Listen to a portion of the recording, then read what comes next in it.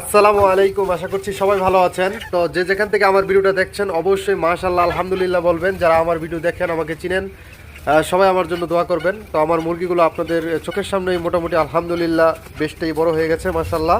যাই হোক, প্রথমে যে ঘটনাটা দেখলেন, এই ঘটনাটা কেন ঘটলো আমি সেটা বলতেছি।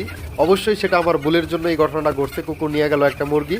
তো প্রথমেই আমি সকালবেলা ঘুম থেকে ওইটা আমার যেই ঘরটা আছে এটা খুলে দিলাম। তারপরে সারা রাত্রে যেই ফিডের যেই তাপমাত্রাটা হয়, রুমের মধ্যে একটা গ্যাস সৃষ্টি হয়, সেটা দ্রুত উঠায় দেওয়ার জন্য মানে এটা নাড়াচাড়া করে দিতেছি। আর এটা কিন্তু দেওয়ার একটা কারণ হয়েছে, আমার আব্বা